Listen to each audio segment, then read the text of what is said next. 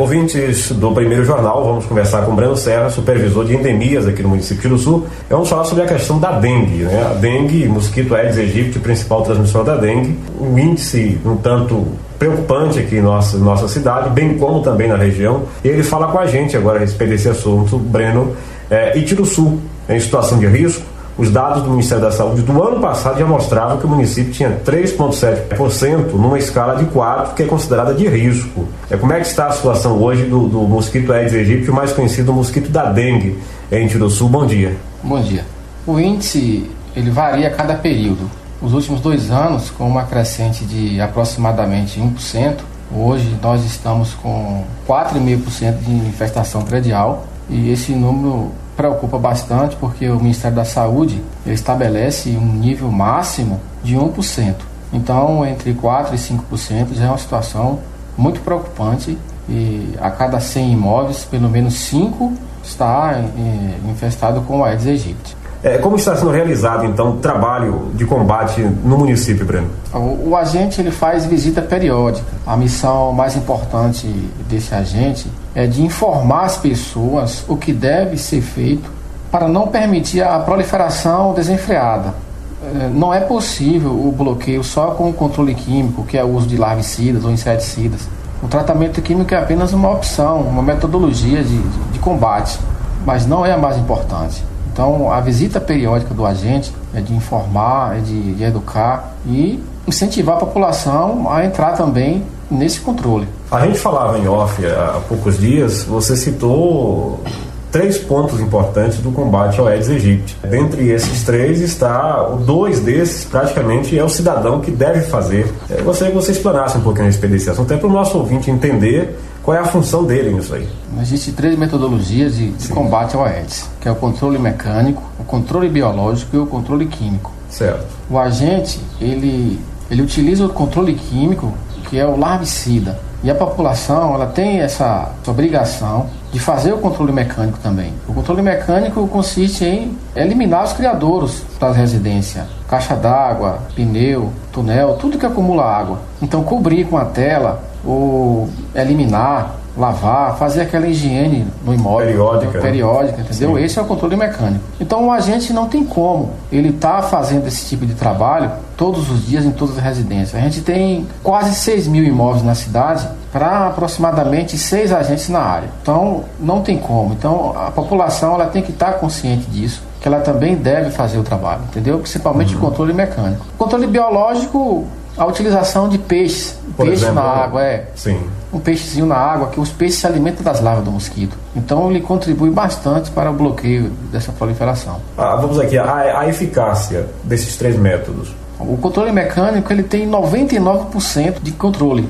99%. Então 99%, se a pessoa fazer o processo de limpeza, retirar as larvas, tem 99% de chance de extinguir o mosquito? Extinguir, 99%. O controle biológico, ele em torno de 85% a 80%. E o controle químico, ele consegue atingir no máximo 60%. Dessa forma, a gente pode observar que, apesar da responsabilidade do poder público, mas a responsabilidade do cidadão ela é muito maior nesse sentido. Muito maior. Essa é a função do agente principal, é a informação. O carro-chefe é a educação. A educação é a arma mais importante, a informação é a arma mais importante para o combate desse mosquito. No Brasil, desde 1987, que ressurgiu a dengue, até hoje, não se conseguiu de fato deter o avanço dessa doença no Brasil. Na sua opinião, a que se deve isso? Já que há tanto tempo se convive com essa doença e até hoje não se conseguiu uma solução definitiva, já que ela existiu, depois deixou de existir, praticamente foi neutralizada e agora ressurge e continua até os dias de hoje sem uma solução. É o que a gente falou há pouco instante.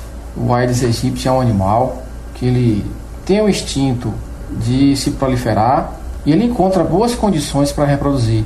Então a população como um todo, ela deve ter o conhecimento de que é preciso agir eliminando esses criadores e não permitindo que ele tenha ambiente para isso. Todo recipiente que acumula água, tudo que acumula água é um perigo.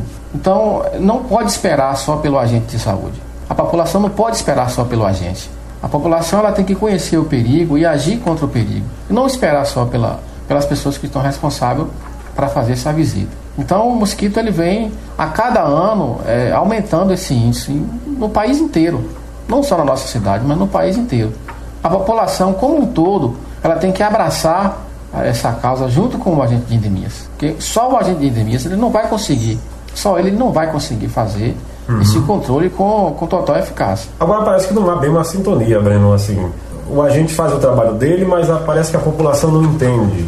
O que seria possível fazer nesse sentido para tentar fazer com que as pessoas de fato entendam o perigo que é a dengue e assumir a responsabilidade nesse sentido? A impressão que dá é que as pessoas esquecem que esse perigo ainda está presente, entendeu? Dá essa impressão. O agente está batendo na mesma tecla todo dia, está falando com as pessoas o que deve ser feito, está falando também com as pessoas o que não deve ser feito. Então, ele tem essa missão de informar, de educar, para que as pessoas não esqueçam de que o perigo ainda está presente. Sei. Não é porque a gente não tem casos de dengue que não está correndo risco. A gente tem o Aedes, a gente tem o transmissor, a gente não tem a circulação do vírus por enquanto. Mas a qualquer momento pode acontecer a circulação desse vírus. Chegar alguém contaminado na cidade. Chegar alguém contaminado e as pessoas... Mosquito picar, a pessoa contaminada e pode contrair a doença.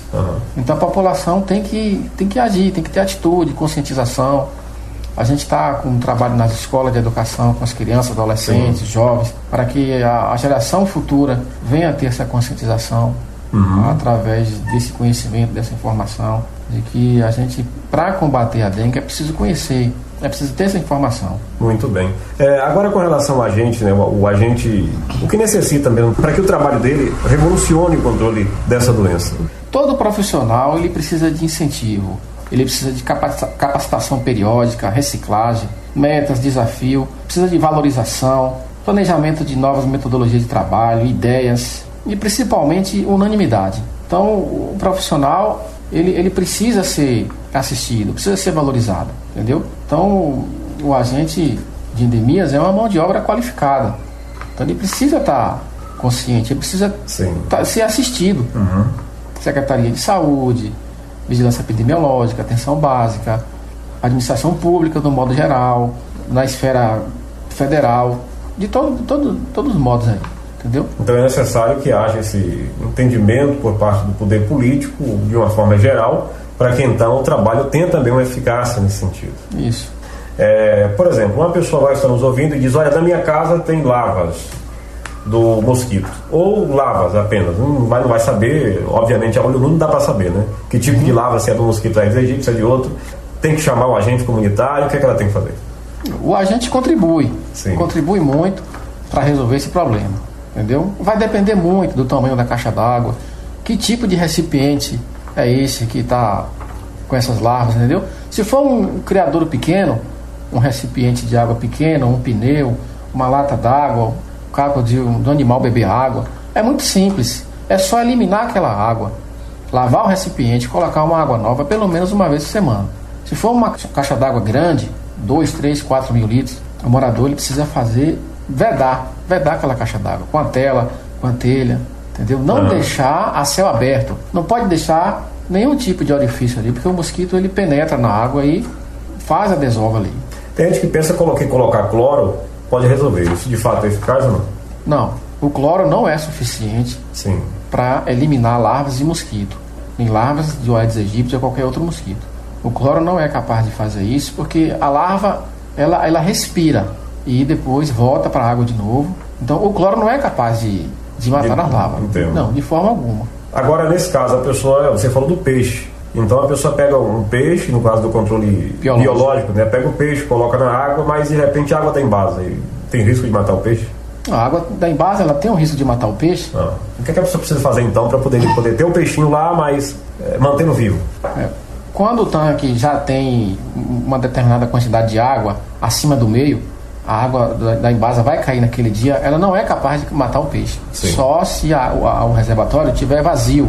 Aí mata o peixe, ele não vai suportar, principalmente se naquele dia o cloro estiver muito forte. O que a gente recomenda e aconselha é remover o peixe se o recipiente estiver com poucos centímetros de água, entrar naquela caixa d'água, tirar aquele peixe, colocar numa vasilha e encher aquela caixa d'água. Após 2 dias, aquela água não é mais capaz de matar o peixe, porque o cloro ele vai enfraquecer, vai evaporar. Pode colocar o peixe novamente, que ele não vai morrer. Agora a gente falou bastante do mosquito Aedes aegypti, agora eu gostaria que o senhor falasse para a gente como que é esse mosquito Aedes aegypti, como é que o cidadão pode diferenciá-lo de uma muriçoca comum, por exemplo. Olhando de uma certa distância, o Aedes aegypti e o pernilongo, que é a muriçoca, são bastante parecidos. Uhum. Se você olhando mais de perto, o Aedes aegypti é um mosquito mais escuro e com as pernas pintadinhas, preto e branco. Então esse é o principal diferencial do Aedes aegypti para o pernilongo. O pernilongo ele é um pouco cinzento, marronzinho, e o Aedes aegypti é todo preto e todo pintadinho de branco. Então ele tem umas pintinhas brancas na perna e em todo o corpo. Essa é a principal diferença. A atuação deles também varia, né? Um é mais à noite, outro mais no dia, ou não tem essa diferença? Não? Tem a diferença. Não descarta a possibilidade de picar qualquer hora do dia ou da noite. Mas o Aedes ele prefere final da tarde, no início da manhã. Início da manhã. Se falava muito de água limpa. O mosquito Aedes aegypti gosta de água limpa, mas parece que isso é um mito. Tanto faz limpa como suja, para ele serve. A água limpa é o que ele escolhe para fazer essa desova, mas não está descartado em água suja também. Água suja também. Então a ideia principal é onde tem água, não importa se seja limpa ou suja. Onde tem água, mora o perigo. Mora o perigo. Agora, com relação à questão de muriçoca, muita gente reclama, tem muriçoca, aqui na minha rua tem muriçoca. Há perigo de contaminação pela picada da muriçoca? Não, até o momento a gente não tem uma comprovação de que o pernilongo venha transmitir algum tipo de virose. Sei. Até porque é uma subespécie de mosquito diferente do Aedes aegypti. Então, até o momento a gente não tem nenhuma comprovação disso. Só o Aedes aegypti, ele tem essa capacidade de transmitir vários vírus às pessoas, principalmente a dengue, zika vírus, chikungunya ou até outros tipos de vírus. Mas o pernilongo, até o momento, ele não tem essa capacidade. Agora, as ações, tem alguma ação prevista partindo aqui da supervisão de endemias do município para os próximos dias diante desse assunto, diante desse quadro? A gente está focando agora no trabalho de informação, trabalho de educação. A gente está indo nas escolas com mais frequência, em quase todas as escolas da cidade. A gente está mostrando às pessoas, os jovens, as crianças, adolescentes, professores, diretores, para que venha ter ideias de combate, entendeu? Mostrando a eles que não deve esquecer do que deve ser feito. Então, a informação e a educação, a gente está planejando isso aí para não parar de fazer esse tipo de trabalho. Está sempre orientando as pessoas, não deixar que as pessoas esqueçam e principalmente, não colocar essa problemática só nas mãos do agente de saúde. É porque muita gente, a primeira coisa que pensa é convocar o agente, achando que ele colocando aquela larvicida vai ser a solução. E pelo que você colocou aqui, a solução principal não é aquilo. Aquilo é só 40%, né? Você disse? Em média de 40% a 60% de eficácia. Se o larvicida tivesse realmente eficácia de 100%, não tinha uma crescente a cada ano. Então, essa é a prova de que o larvicida ele não tem eficácia 100%. Porque mesmo combatendo, o Tiruçu está desde o ano de 97 fazendo o combate à dengue de forma efetiva mesmo, visita periódica sem parar, só no uso do larvicida. E mesmo assim, os índices eles não baixam, ele cresce, entendeu? A gente tem uma crescente. Tem período que baixa um pouco, mas tem período também que sobe muito. Mas a gente nunca conseguiu assim eliminar e ficar em pelo menos em 1% durante um ano ou 2 anos. Sempre o índice foi maior que isso. O índice foi maior. Ok, a gente então agradece o Breno Serra, supervisor de endemias aqui do município de Tiruçu, e deixamos espaço para suas considerações finais. Alguma coisa mais que você julga importante para a população que está nos ouvindo e quer deixar essa informação? Só pedir à população para não desistir nessa ação, nunca se cansar de fazer esse trabalho tão importante que é para o bem de todos nós. Não desistir. É preciso ter essa conscientização. Essa é a minha mensagem para a população de Tiruçu em relação ao Aedes aegypti.